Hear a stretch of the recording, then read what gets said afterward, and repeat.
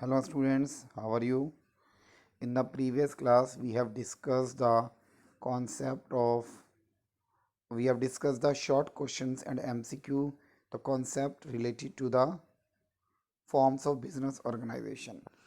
In today's class we are going to explain or discuss the question answer of this chapter.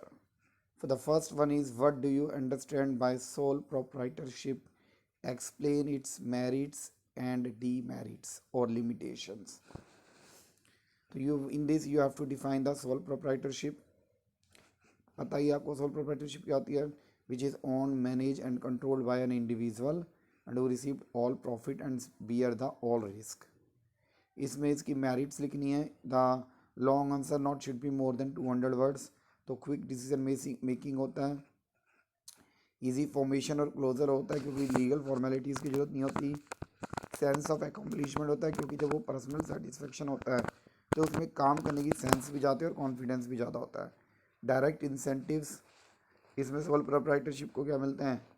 Direct incentives मिलते हैं, gain मिलते हैं. ठीक है. Next one is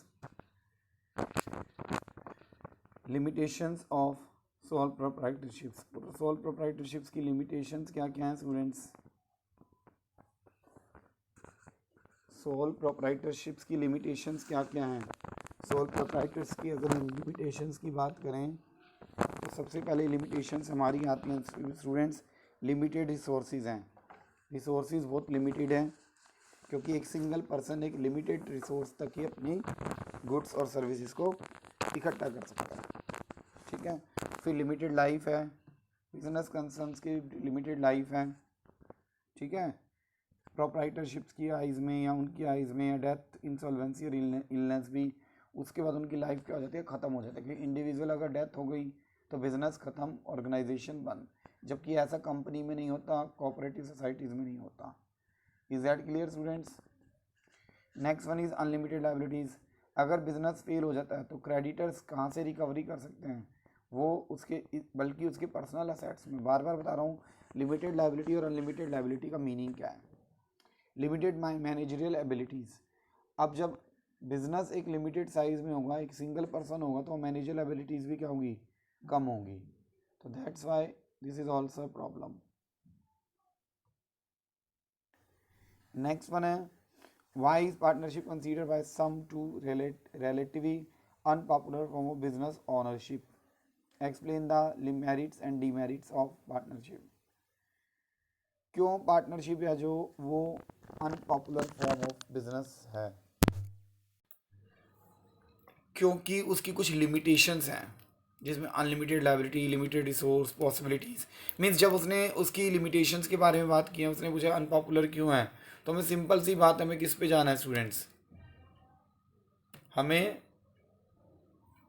किस पे जाना है स्टूडेंट्स? यस, हमें किस पे जाना है? उसकी डीमेरिट्स पे. तो नेक्स्ट स्टूडेंट्स हमारा क्वेश्चन हैं, why it is important to choose an appropriate form of organization. Discuss the factor that determines the choice of an organization. ये इम्पॉर्टेंट क्यों है एक ऑर्गेनाइजेशन को चूज़ करना? कैसे हम चूज़ करेंगे? अब देखिए, कोई भी बिजनेस चूज़ हो, कोई भी बिजनेस स्टार्ट करना है तो उसको एक्सपेंड करना पड़ेगा. एक इम्पॉर्टेंट डिसीजन आएगा. मैनेजर्स, फॉर्म्स, जो सेवरल फॉर्म्स के आएंगे, और एक बार वो चूज़ हो जाए तो उसके बाद उन्हें चेंज करना बड़ा मुश्किल हो जाता है. तो इसलिए चूज़ करते टाइम हमें काफ़ी सारे स्टेप्स के थ्रू पास होना पड़ता है. ठीक है. वो स्टेप्स किस लिए होते हैं स्टूडेंट्स? वो स्टेप्स किस लिए होते हैं? Tell me. नहीं? Okay, no problem. वो स्टेप्स किस लिए होते हैं स्टूडेंट्स? कि हम एक बिजनेस को चूज़ कर रहे हैं तो हमें उसकी कुछ फॉर्मेलिटीज़, कुछ टाइप्स, कुछ उसकी डिफ़िकल्टीज़ को फेस करना है. उन डिफ़िकल्टीज़ को फेस करने के लिए हमें क्या करना पड़ेगा? हमें क्या करना पड़ेगा? यस, हमें क्या करना पड़ेगा? उसको बड़े ध्यान से सिलेक्ट करना पड़ेगा, बड़े ध्यान से सोचना पड़ेगा, बड़े ध्यान से उसे करना पड़ेगा, otherwise we are not able to do. समझ रहे हो? अगर हम ये सब नहीं कर पाएंगे तो हमें बहुत सारी प्रॉब्लम्स फेस करनी पड़ेंगी students. Is that clear?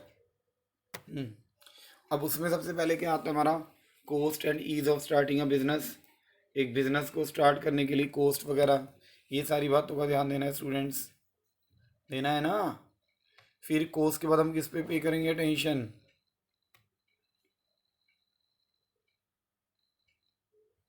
Yes students, tell me, किस पे ध्यान देंगे?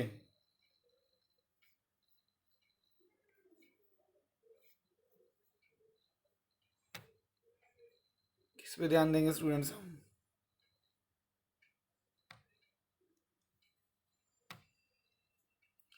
इस पे अब हम किस पे ध्यान देंगे? हम ध्यान देंगे लाइबिलिटी पे, कितनी लाइबिलिटी वो ले सकता है। अगर वो इतना कैपेबल है कि वो लाइबिलिटी को हैंडल कर सके, तो अगर वो तैयार है अपने पर्सनल डेब्ट्स देने के लिए तो कोई प्रॉब्लम ही नहीं है। अगर वो तैयार नहीं है तो प्रॉब्लम ही प्रॉब्लम है। ठीक है, तो लाइबिलिटी इसलिए इम्पोर्टेंट हो जाती है। फिर स्टूडेंट्स इसके बाद क्या है स्टूडेंट्स?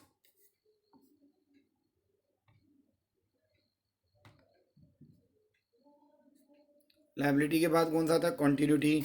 बिजनेस अगर लॉन्ग टाइम में अगर कंटिन्यूटी चाहते हो तो हमें किस पे जाना चाहिए? कंपनी पे।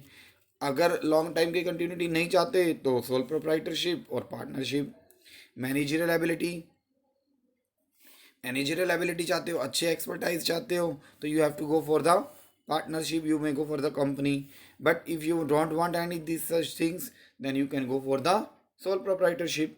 Capital requirement, if you want a huge size, a large amount of capital, then you can go for the company, otherwise proprietorship and partnership. Degree of control, if you want the direct control over all overall control, in that case you also go for that.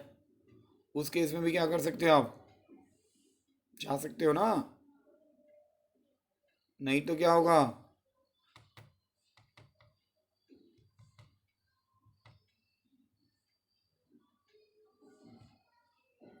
ठीक है। फिर next, nature of business. Nature of business क्या होगा? Sole proprietorship is most suitable for the business. अब छोटा business है तो sole proprietorship, direct contact जिसमें चाहिए। लेकिन मैन्युफैक्चरिंग यूनिट है, लार्ज यूनिट्स है, तो वहाँ पे किस पे जा सकते हैं हम? कंपनीज पे। डिस्कस द कैरेक्टर मैरिट और डायरेक्ट क्वेश्चन है, इसमें कोई प्रॉब्लम नहीं आएगी स्टूडेंट्स। नेक्स्ट क्वेश्चन क्या है स्टूडेंट्स? ज्वाइंट स्टॉक बिजनेस और पार्टनरशिप में डिफरेंस, ये भी डिस्कस हो चुका है। Despite limitations of this whole size and resources, many people continue to prefer sole proprietorship. इसमें आपने सिर्फ और सिर्फ सोल प्रोप्राइटरशिप के मेरिट एक्सप्लेन करना है कि मैं वो क्यों प्रेफरेबल है। तो स्टूडेंट्स ये आपके इसके क्वेश्चन आंसर एक्सप्लेन हो गए। Is that clear students? तो इतना आप आज की क्लास में कर लेना। Thank you students, thanks a lot.